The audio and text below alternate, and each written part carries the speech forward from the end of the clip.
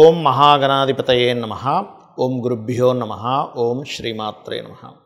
పరమేశ్వర స్వరూపమైనటువంటి జ్యోతిష, వాస్తు మరియు ఇతర అనేకమైనటువంటి శాస్త్రములను మనకు అందించినటువంటి మహర్షులకి నమస్కారం. హయగ్రీవ హయగ్రీవ హయగ్రీవేతియో వధేత్తస్య నిస్సరతే వాణి జహ్నుకన్యా ప్రవాహవత్. అరుణాం కరుణాతరంగితాక్షీం ధృతపాశాంకుశపుష్పభానచాపాం అనిమాదిభిరావృతాం మయూకైః అహమిత్యేవ విభావయే భవానీం. శ్రీమాత్రే నమః.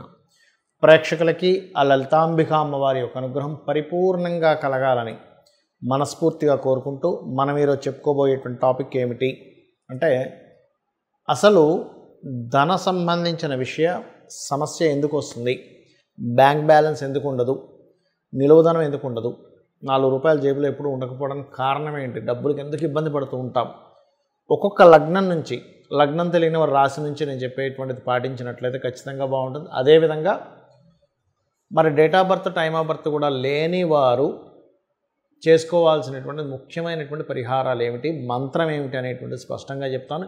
ఇవి పాటించినట్లయితే ఖచ్చితంగా ఇవి పాటించిన రోజు నుంచి స్లోగా రోజులు నెలలు గడుస్తున్నా కొద్దీ 100% మీకు ధనాభివృద్ధి కలుగుతుంది. ఇది గుర్తుపెట్టుకోండి. అదేవిధంగా వాస్తుపరంగా కూడా తీసుకోవాల్సిన జాగ్రత్తలు కూడా చెప్తాను.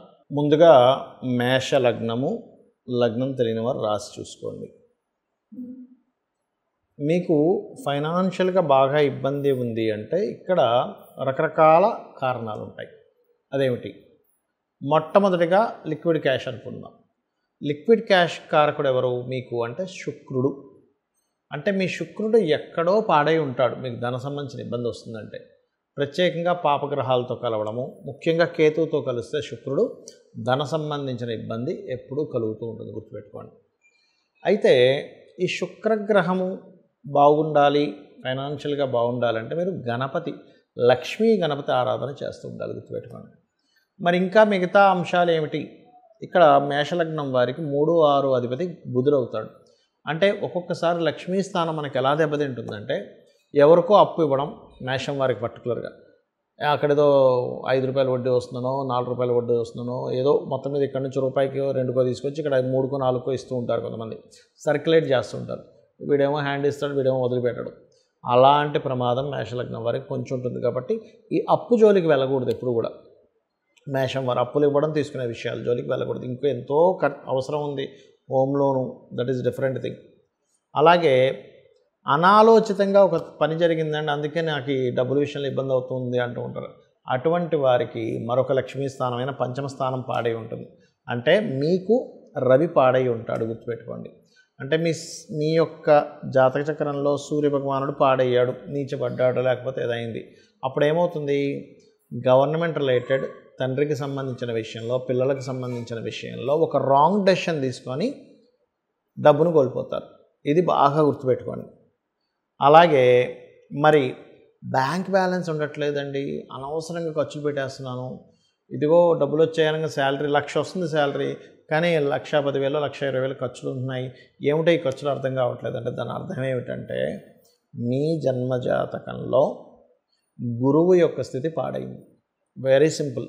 గురుగ్రహం పాడైపోయి ఉంటుంది, నీచబడ్డమో పాపకర్తలో. అలాంటప్పుడు మీరు చేయవలసింది ఏమిటి అంటే, వెరీ క్లియర్లీ దత్తాత్రేయుడు ఆరాధన చేయాలి. అది ఇందాక నేను రవి చెప్పాను కదా, రవిదైతే సూర్య ఆరాధన చేస్తూ ఉండాలి, గోధుమలు దానంగా ఇస్తూ ఉండాలి. మరి అసలు నాకు వర్క్ రిచ్చానే రావట్లేదండి అంటారు కొంతమంది, అందుకని మీకు శని పాడయ్యాడు అక్కడ. అప్పుడు మీరు చేయవలసింది గోవుకు బెల్లం తినిపించండి. అదేవిధంగా నేను 2 నామాలు చెప్తాను, అవి రెగ్యులర్గా చేస్తూ ఉండండి, ఖచ్చితంగా మీకు బాగుంటుంది. ఇక్కడ వాస్తుపరంగా కూడా తీసుకోవాల్సినటువంటి జాగ్రత్త ఏమిటి చూసుకున్నట్లయితే, వాస్తులో ఉత్తరే నిధి సంస్థితం అన్నారు. ఉత్తరంలో పొరపాటును కూడా టాయిలెట్స్ ఉండకుండా చూసుకోండి. ఇది కూడా మెయిన్గా మీకు ఫైనాన్స్ లేకపోవడానికి కారణం. బ్యాంకులో డబ్బులు ఉండట్లేదు అంటే వాయువ్యంలో ఏదైనా దోషం ఉంటుంది, అంటే వాయువ్యం తగ్గడం పెరగడం ఉంటుంది. అంటే కొన్నిసార్లు వాయువ్యంలో కూడా టాయిలెట్స్ అవి ఉంటాయి, అది కూడా మెయిన్ కారణం అవుతుంది. మానసిక స్థితి సరిగ్గా లేకపోతుంది దానివల్ల. ఇక మనీయే ప్రొడ్యూస్ అవ్వటం లేదండి, అసలు ఉత్తరమేమో అవకాశాలు రావట్లేదు, వాయువ్యమేమో బ్యాంక్ బ్యాలెన్స్ ఉండట్లేదు, అసలు మనీ ప్రొడ్యూసే అవ్వట్లేదు. ఆగ్నేయంలో చాలామంది టాయిలెట్స్ పెట్టడం వల్ల కూడా జరుగుతూ ఉంటుంది. స్త్రీ మూలకంగా ఇబ్బంది కూడా వస్తూ ఉంటుంది. అదేవిధంగా తెలియకుండా ఇంట్లో దక్షిణ నైరుతిలో బీరువా పెట్టి అక్కడ మీరు ధనం పెడుతూ ఉంటారు. అది వేస్టేజ్ జోన్, దానివల్ల వేస్టేజ్ అవుతూ ఉంటుంది. పడమర వాయువ్యంలో కూడా తెలియకుండా మనీ పెడతారు, దానివల్ల కూడా మీకు మనీ మీద అంటే ఎంతసేపు పోవడమే బాధ అనేటువంటిది జరుగుతుంది. సో వాస్తుపరంగా ఈ జాగ్రత్తలు తీసుకోవాలి. ఇక మరొక విషయం ఏంటంటే, ఇక్కడ నాకు జన్మజాతకం లేదు, ఏమీ లేదు, కానీ విపరీతమైనటువంటి ధన ఇబ్బంది పడుతున్నాను అనుకునేటువంటి వారు, ఒకటి ఓం ధనాధ్యక్ష ధర్మాధ్యక్ష ధనధాన్య వివర్ధనీయ నమః, ఒకటి ఓం సంపత్కరీ సమారూఢ సింధుర వ్రజసేవితాయే నమః, ఈ రెండు చేసుకోవచ్చు.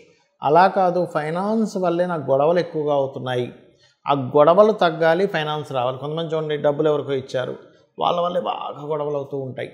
అలాంటప్పుడు 2 మంత్రాలు చేసుకోవాలి. అదేమిటి అంటే, ఓం నవవిద్రుమ బింబశ్రీ న్యక్కారి రతనచ్చదాయే నమః, గుర్తుపెట్టుకోండి. అదేవిధంగా ఓం అపర్ణాయ నమః చేసుకుంటే అప్పులు కూడా తగ్గుతాయి. అయితే మనకి చూడండి, కొన్ని మనకి వీడియోల్లో చెప్తూ ఉంటారు, చాగంటి వారు కానీ సామవేదం వారు కానీ మనకు వీడియోలో వస్తుంటాయి, లక్ష్మీ స్థానాలు ఇవి లక్ష్మీ స్థానాలు. అవేమిటి అసలు? ఆ లక్ష్మీ స్థానాలు అయితే వాటిని ఏం చేసుకోవాలో చెప్తాను మీకు ఫస్ట్. ఒకటి ఆవు వెనుక భాగము అంటూ ఉంటారు.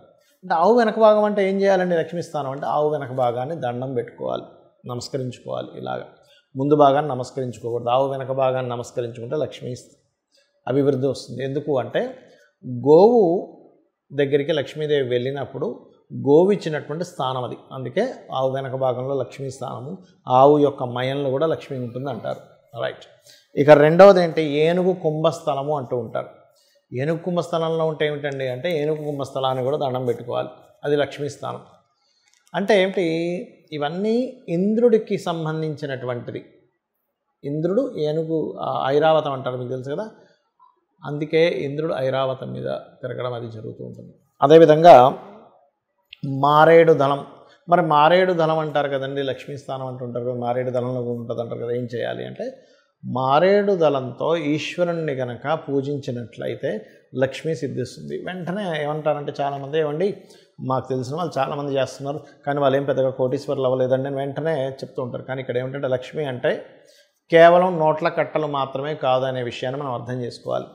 సంతాన లక్ష్మి, మంచి సంతానం ఉంటే అది లక్ష్మి, సౌభాగ్యలక్ష్మి, ధనలక్ష్మి, ధాన్యలక్ష్మి, విద్యాలక్ష్మి. అంటే ఏమిటి? మీకు ఒక మంచి విద్య ఉంది, అది కూడా లక్ష్మే. మంచి ధాన్యం ఉంది, లక్ష్మియే.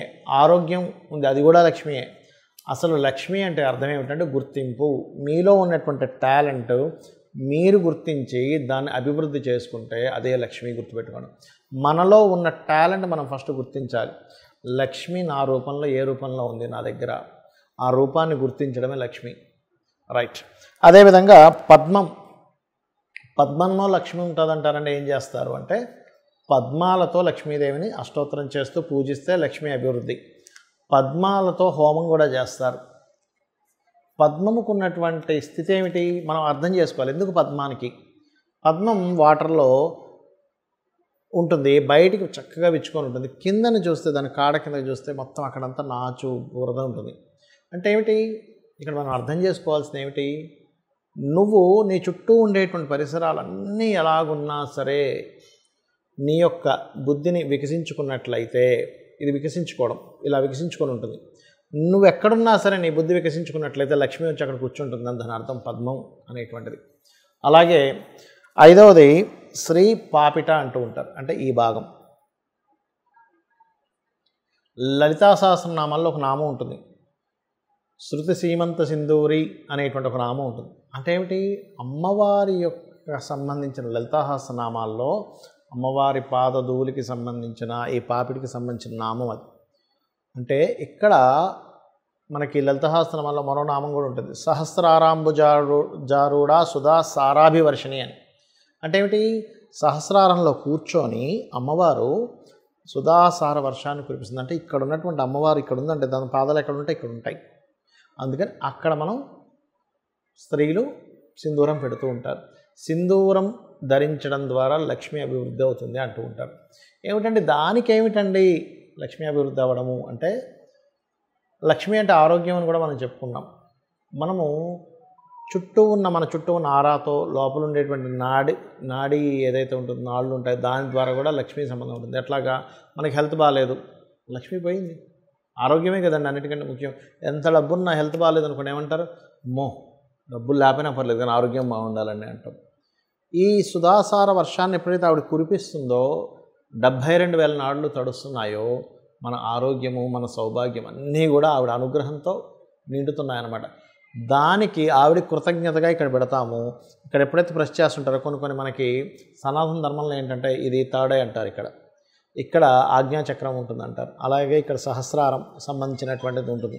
కాబట్టి ఇక్కడ ఇలా ఎప్పుడైతే సింధూరంతో చేస్తుంటామో ఇలాగా స్త్రీలకి ప్రత్యేకంగా పాపిట మధ్యలో అది గొప్ప యోగంగా మారుతుంది. అదే కాకుండా భర్త ఆయుష్ని పెంచుతూ ఉంటుందని చెప్తూ ఉంటారు. భర్త కూడా లక్ష్మీ కదండి, వాళ్ళకి భార్యకి భర్త లక్ష్మి, భర్తకి భార్య లక్ష్మీ స్వరూపము. అంటే లక్ష్మి అంటే ఇక్కడ కేవలం డబ్బులో ఒక స్త్రీమూర్తిలో చూడడం కాదు, క్షేమం కలిగించేది గుర్తింపునిచ్చేది లక్ష్మి అని అర్థం. ఒక గుర్తింపు స్త్రీకి కానీ పురుషుడికి కానీ వాళ్ళ పార్ట్నర్ ఒక గుర్తింపు. ఈ రకంగా ఇవి చేసుకుంటూ నేను చెప్పినటువంటిది ఒక్కొక్క లగ్నానికి ఏదైతే చెప్పానో ఇవి చేస్తూ మీరు లక్ష్మీ అనుగ్రహం పరిపూర్ణంగా పొందాలని మనస్ఫూర్తిగా కోరుకుంటూ శ్రీమాత్రే నమః.